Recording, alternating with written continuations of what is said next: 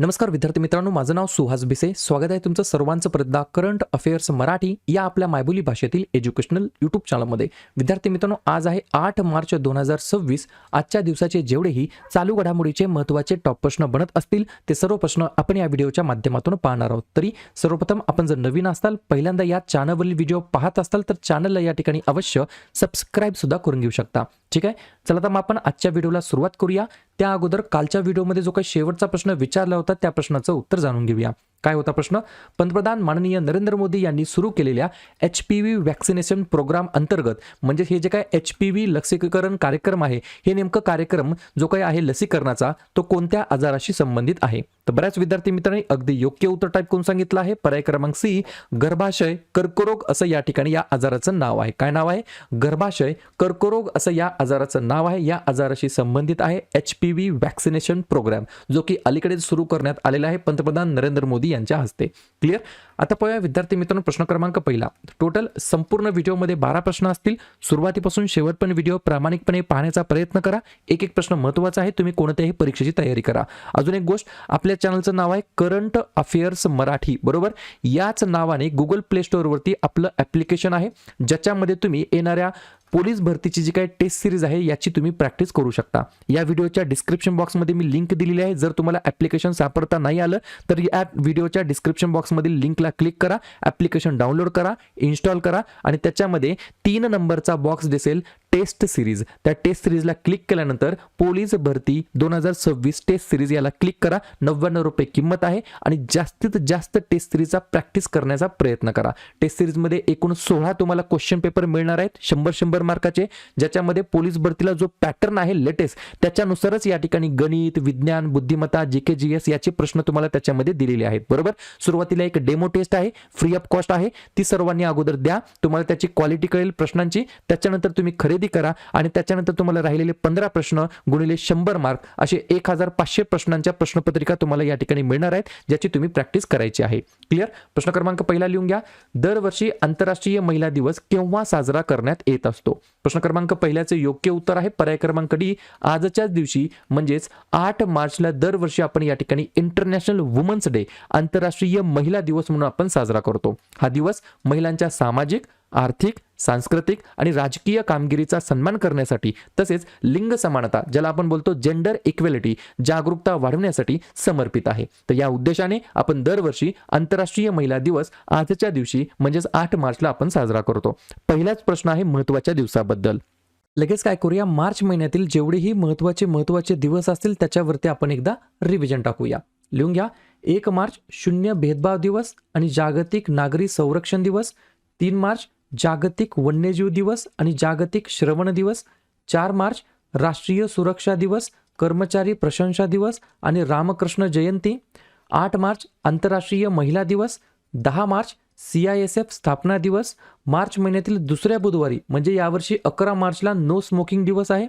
मार्च महिन्यातील दुसऱ्या गुरुवारी म्हणजे यावर्षी 12 मार्चला या ठिकाणी जागतिक किडनी दिवस आहे. 15 मार्च जागतिक ग्राहक हक्क दिवस. 16 मार्च राष्ट्रीय लसीकरण दिवस. 18 मार्च आयुध निर्माण दिवस भारतामध्ये आणि जागतिक झोपेचा दिवस. 20 मार्च जागतिक चिमणी दिवस आणि आनंदाचा आंतरराष्ट्रीय दिवस. 21 मार्च जागतिक वनीकरण दिवस आणि जागतिक कविता दिवस.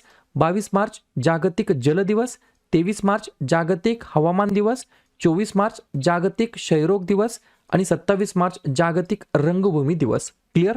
पुढचा प्रश्न, प्रश्न क्रमांक दुसरा. डॉक्टर भार्गव मल्लप्पा यांना कोणत्या देशामध्ये DATO ही जी काही प्रतिष्ठित पदवी आहे ती देण्यात आलेली आहे? डॅटो म्हणा, दातो म्हणा किंवा DATO म्हणा. बरोबर? 2 नंबरच्या प्रश्नाचं योग्य उत्तर आहे पर्याय क्रमांक सी, इंडोनेशिया या देशाने डॅटो नावाची प्रतिष्ठित पदवी त्यांच्या देशाची ती या ठिकाणी देण्यात आलेली आहे डॉक्टर भार्गव मल्लप्पा यांना. हे जे काही मान्यता देण्यात आलेली आहे त्याच्या मागचं कारण काय? तर लिहून घ्या. या पदवीने डॉक्टर मल्लप्पा यांचे सामाजिक विकास, मानवतावादी उपक्रम आणि कृषी तसेच आर्थिक सक्षमीकरणातील आंतरराष्ट्रीय सहकार्यातील त्यांच्या योगदानाची दखल घेते. बरोबर? आणि या त्यांच्या योगदानाबद्दल डॅटो नावाच्या या इंडोनेशियाच्या प्रतिष्ठित पदवीने त्यांना सन्मानित करण्यात आलेला आहे. डॉक्टर भार्गव मल्लप्पा असं त्यांचं नाव आहे. प्रश्न आहे एखाद्या पुरस्काराबद्दल. तर लगेच लेटेस्ट जे काही पुरस्कार प्राप्त व्यक्ती आहेत त्यांना त्यांच्या जे काही क्षेत्र आहेत त्यांच्यातील जे काही योगदान त्यांनी दिलेलं आहे त्याच्यासाठी जे काही पुरस्कार देण्यात आले त्याच्यावरती चर्चा करूया. मिस युनिव्हर्स 2025 हा देण्यात आला फातिमा बॉश फर्नांडिस यांना.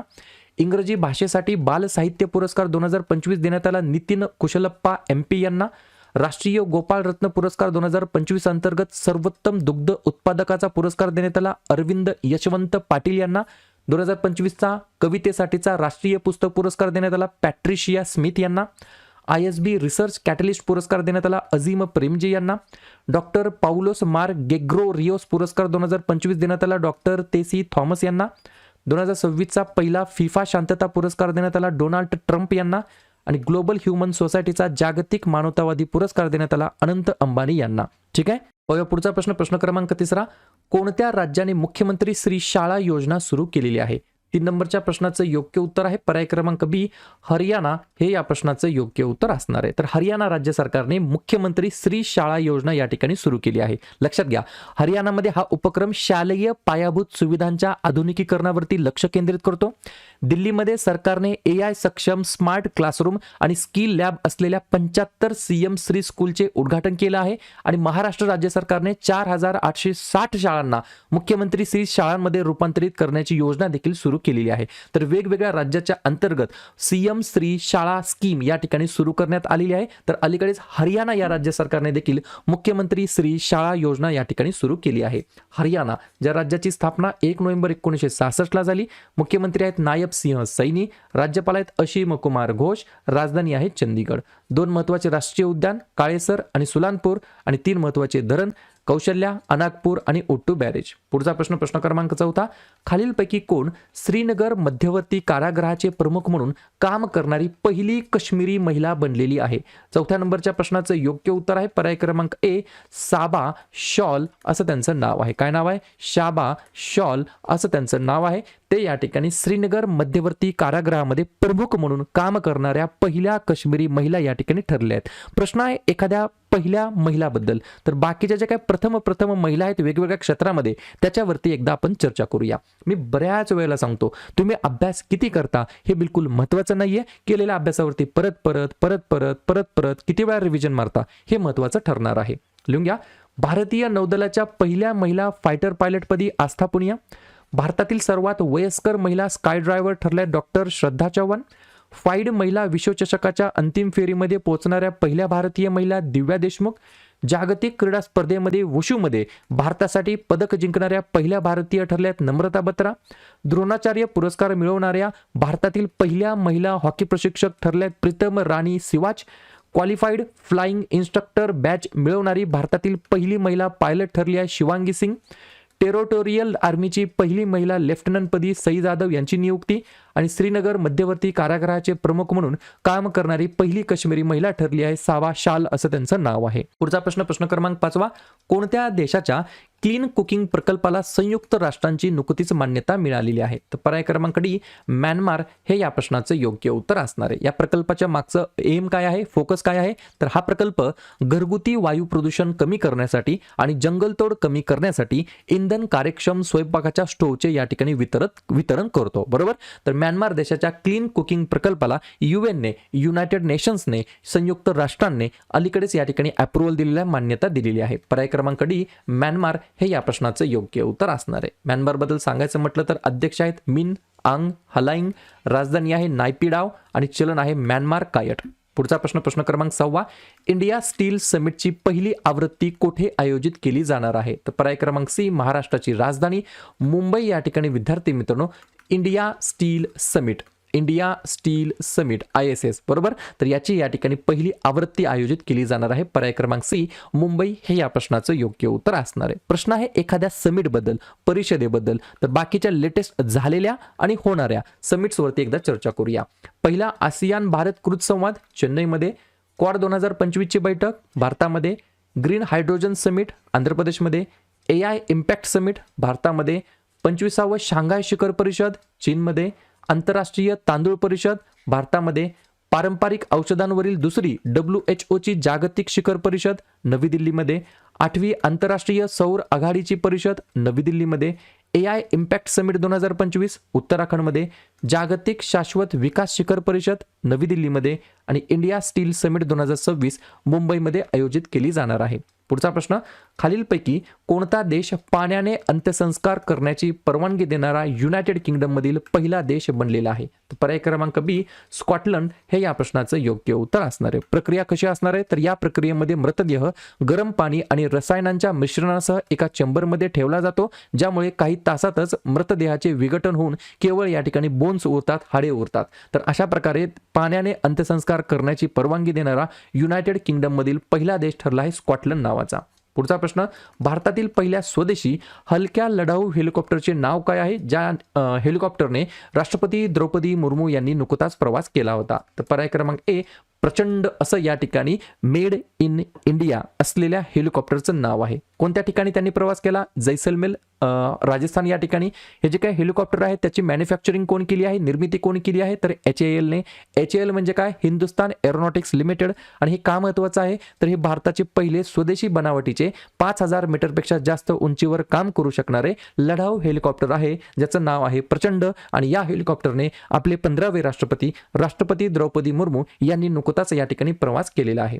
पुढचा प्रश्न, भारताने कोणत्या देशासोबत 75 अब्ज USD किमतीच्या द्विपक्षीय स्वॅप कराराचे या ठिकाणी नूतनीकरण केलेलं आहे? तर पर्याय क्रमांक डी जपान हे या प्रश्नाचं योग्य उत्तर असणार आहे. तर भारताने जपान देशासोबत 75 USD दशलक्ष अब्ज डॉलरच्या या ठिकाणी किमतीच्या द्विपक्षीय स्वॅप कराराचे नूतनीकरण केलेले आहे. उद्देश काय आहे? तर आर्थिक स्थिरता सुनिश्चित करण्यासाठी आणि परकीय चलन तरलतेला समर्थन देण्यासाठी या करारामुळे दोन्ही देशांना त्यांच्या स्थानिक चलनांची अदलाबदल अमेरिकन डॉलर्समध्ये करण्याची परवानगी मिळते. तर पर्याय क्रमांक डी जपान या देशासोबत या ठिकाणी नूतनीकरण केलेलं आहे करारावरती. ठीक आहे. जपान पंतप्रधान आहेत शिगेरू इशिबा. बिलकुल नाहीये. नवीन पंतप्रधान कोण झाले आहेत मला कमेंट करून सांगा. जाऊ द्या मीच सांगतो, साने ताकाची असं त्यांचं नाव आहे. पहिल्या महिला पंतप्रधान ठरल्या आहेत जपान देशाच्या. राजधानी आहे टोकियो, चलन आहे जपानी येन आणि भाषा आहे जापनीज. पुढचा प्रश्न क्रमांक 10, भारतामध्ये रोलिंग बजेट स्वीकारणारे पहिले राज्य कोणते ठरले आहे? पर्याय क्रमांक सी मध्य प्रदेश हे राज्य या ठिकाणी विद्यार्थी मित्रांनो भारतामध्ये first state in India to accept rolling budget. बरोबर. याच्या मागचा उद्देश काय? पारदर्शकता वाढवणे, विकास प्रकल्पांसाठी शाश्वत निधी सुनिश्चित करणे आणि आर्थिक शिस्त सुधारणे या सर्व उद्देशाने रोलिंग बजेट या ठिकाणी स्वीकारणारं पहिलं राज्य ठरलं आहे भारतातील मध्य प्रदेश. ज्या राज्याची स्थापना 1 नोव्हेंबर 1956 झाली. मुख्यमंत्री आहेत मोहन यादव, राज्यपाल आहेत मंगूबाई छगनभाई पटेल, राजधानी आहे भोपाळ. 8 महत्वाचे राष्ट्रीय उद्यान बंधवगड, कान्हा, पेंच, संजय, सातपुरा, पन्ना, वनविहार आणि कुनो आणि 4 महत्वाचे धरण गांधीसागर, बनसागर, बारगी आणि बारणा. पुढचा प्रश्न, अलीकडेच चर्चेत आलेली अमोंडावा जी काही कम्युनिटी आहे, जमात आहे, प्रामुख्याने कोणत्या देशामध्ये आढळते? तर पर्याय क्रमांक बी ब्राझील देशाच्या अंतर्गत. पर्टिक्युलरली स्थान ते प्रामुख्याने रोंडोनिया राज्यामध्ये अमेझॉन वर्षावनामध्ये खोलवर राहतात. मुख्य तपशील काय? तर 1986 मध्ये बाह्य जगाने पहिल्यांदा संपर्क त्यांनी साधलेला आहे. ते घड्याळे, कॅलेंडर किंवा संख्यात्मक वय यासारख्या पारंपरिक वेळेच्या संकल्पनांशिवाय जगण्यासाठी ओळखले जातात. या गोष्टी तुम्हाला लक्षात ठेवायच्या आहेत. ब्राझील या ठिकाणी अमोंडावा जमात जी काय आहे कम्युनिटी आहे ती प्रामुख्याने या ठिकाणी या देशामध्ये आढळते. शेवटचा प्रश्न, ऑक्सफर्ड विद्यापीठातील ॲशमोलियन संग्रहालयाने 16व्या शतकातील संत तिरुमंकाई अल्वार यांची कांस्य मूर्ती औपचारिकपणे कोणत्या देशाला परत केलेली आहे? तर पर्याय क्रमांक ए आपला प्यारा भारत देश हे या प्रश्नाचं योग्य उत्तर असणार आहे. कोणी? तर ॲशमोलियन संग्रहालयाने, ॲशमोलियन म्युझियमने 16व्या शतकातील कांस्य मूर्ती परत केली आहे. मूर्ती कोणाची आहे? तर संत थिरुमनकाई अल्वर, ज्यांना वैष्णव संत या ठिकाणी देखील म्हटलं जातं. तमिळनाडूच्या मंदिरामध्ये या ठिकाणी ही परत येणारी मूर्ती आहे. क्लिअर? तर अशा प्रकारे विद्यार्थी मित्रांनो हे होतात 12 प्रश्न. उपक्रम कंटेंट हा जो काही प्रयत्न आपण सुरू केलाय मराठी भाषेमध्ये कसा वाटतो अवश्य कमेंट करत चला. आणि तुमच्यासाठीचा आजचा खास प्रश्न, खालीलपैकी कोण भारताचा 93 क्रमांकाचा ग्रँडमास्टर बनलेला आहे? आरव डेंगला, आर्यन वार्ष्णेय, राहुल VS आणि इलामपर्ती AR. तर ज्या पण विद्यार्थी या प्रश्नाचं योग्य उत्तर येत असेल त्या प्रश्नाचं उत्तर तुम्ही कमेंट बॉक्समध्ये देण्याचा प्रयत्न करा. प्रश्नाचं उत्तर चुकू द्या, बरोबर येऊ द्या, काहीच हरकत नाही. ट्राय करणं, प्रयत्न करणं सर्वात जास्त महत्त्वाचं आहे. आणि दुसऱ्या दिवशी येऊन आपण दिलेल्या प्रश्नाचं उत्तर बरोबर आले की चुकलं, दुसऱ्या दिवशी येऊन नेहमी चेक करणं, अभ्यासामध्ये कन्सिस्टन्सी मेंटेन ठेवणं हे सगळ्यात जास्त महत्त्वाचं ठरणार आहे.